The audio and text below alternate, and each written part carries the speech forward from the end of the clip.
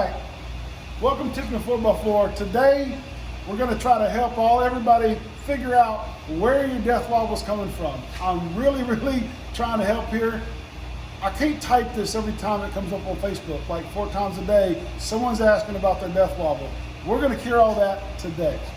Before we get started, really quickly, how do you know you have death wobble? If your steering wheel is just kind of shaking a little bit, around 40, 50 miles an hour, that's not death wobble. You have tire shimmy. Go to a tire shop. Stop asking me about your death wobble. We're good. If your tires and front end shake so violently that all you do is you pee your pants a little bit and you slam on the brakes because you're freaking out, you have death wobble. Let's cure it. First, you got to know what the parts are. So here's the front end of a Jeep. This is a TJ. It's going to be the same on any solid axle Jeep, JK, JL, Cherokee, whatever. It's all the same. All these moving parts here is part of your steering. Slack in any of these is going to cause your death wobble. Right here is your steering. This is your drag link, and this is your Pitman arm.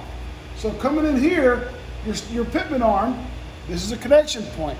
If there's slack here, this Pitman arm comes over to your tire, to your seat. There's a connection point right here. If there's slack, this connects your tie rod over here. It can be slack here or here, if there's any slack at all. Also, you got this here.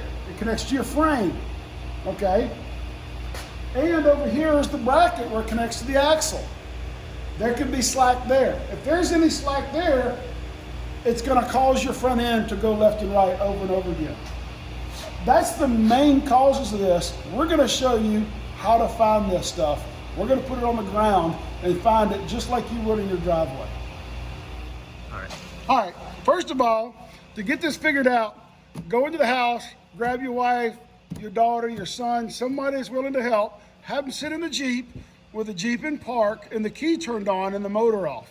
They're going to grab the steering wheel right here at 12 o'clock, and they're going to move to about 2 o'clock to 11 o'clock, back and forth. There you go. About that kind of a pattern right there. And they're going to keep doing that. They're going to keep doing that while we go around to the front of the Jeep. This is really simple stuff. All right, we're under the Jeep. We have our assistant up in the front moving things. So now we're looking at our Pitman arm. And I don't see everything's moving the same. There's no clicking when I touch it. There's no different movements. Everything's great. So we're going to look down here. We look down here, and I don't see anything going on different here. This looks really good. And while I'm here, I'm going to check this for your track bar. The track bar looks really good. See, nothing clicking back and forth. Same with this joint here. I touch it, don't feel anything clicking. Everything's moving the same. Check up here where your track bar hits the frame. Nothing going on here, everything's square. I'm gonna go over here. This looks good. This looks really good. This is where it hits your C on the driver's side. That looks really good. So all of that looks really good. This Jeep does not have death wobble.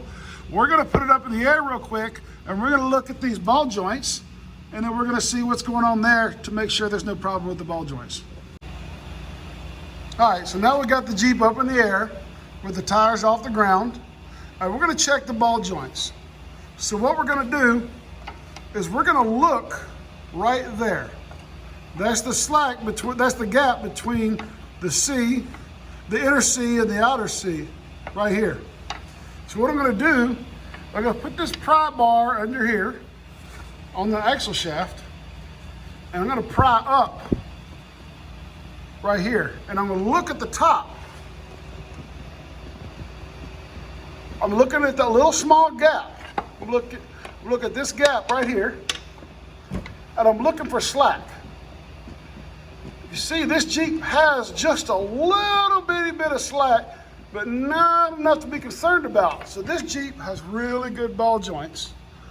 We're gonna go to the other side, and we're gonna be looking right in here at that gap, and we're gonna pry on the bottom. We're gonna be doing the same thing. I got almost no movement at all over here. So this Jeep has really, really good ball joints, and we've checked all the steering components. We don't have anything going on with the steering components. That's good. And we have a decent shock absorber here for your steering dampener. And I don't see any leaks. So this Jeep is good to go. The bushing's in good shape. There's no oil leaking out of the shock. So this Jeep is great.